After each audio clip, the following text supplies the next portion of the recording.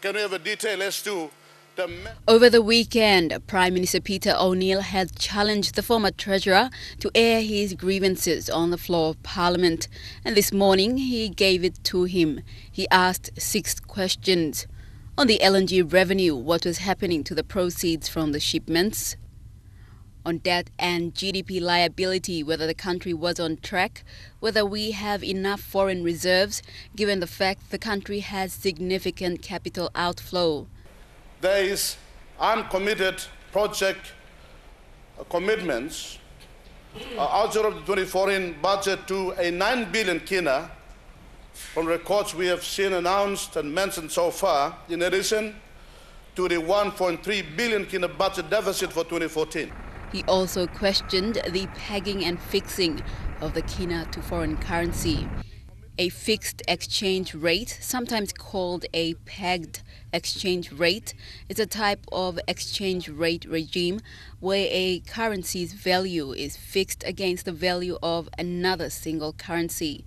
The negative aspect of pegging or fixing currencies is that if the dominant currency falls, the kina falls with it. Prime Minister, deny or confirm that a bank of Papua New Guinea has fixed or pegged the kina's exchange rates against the Australian dollar and the US dollar at 0.41 and 0.43 respectively.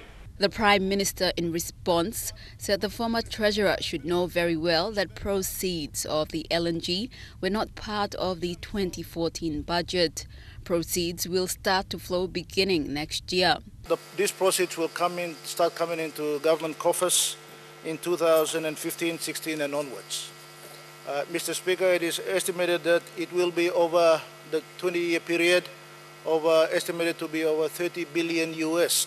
He said the Sovereign Wealth Fund was delayed for differences the former Treasurer is aware of. He said he had no idea of a 9 billion commitment.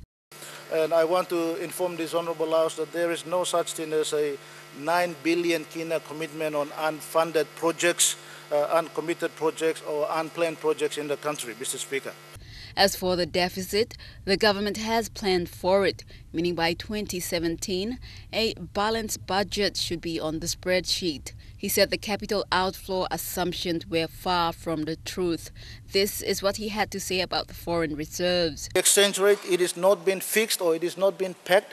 I want to assure the Honourable Treasurer, but we have kept in the margins, Mr. Speaker, because of former Treasurer, Mr. Speaker, because of the abuses that was being done by commercial banks, because of the margins that they were charging.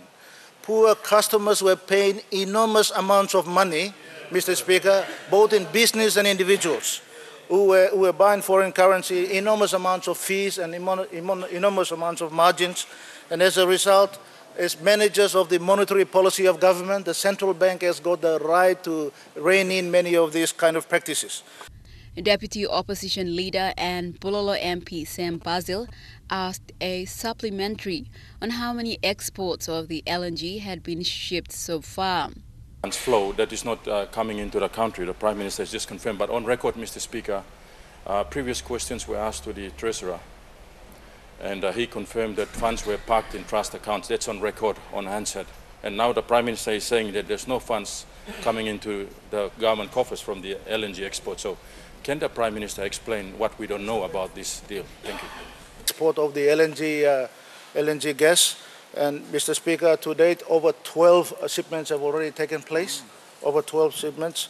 On average, export value of that shipment is about $50 million per shipment. And Mr. Speaker, we are getting good prices for that. But Mr. Speaker, on spot sales, and Mr. Speaker, I want to assure the Honourable Member and this House that the project is managed by ExxonMobil. It's not managed by government. Prime Minister Peter O'Neill also confirmed that other stakeholders are yet to receive proceeds from the first shipment of LNG. He urged all Papua New Guineans to be grateful to developer ExxonMobil for successfully delivering a world-class project on behalf of the country. Meredith Kusa, National, MTV News.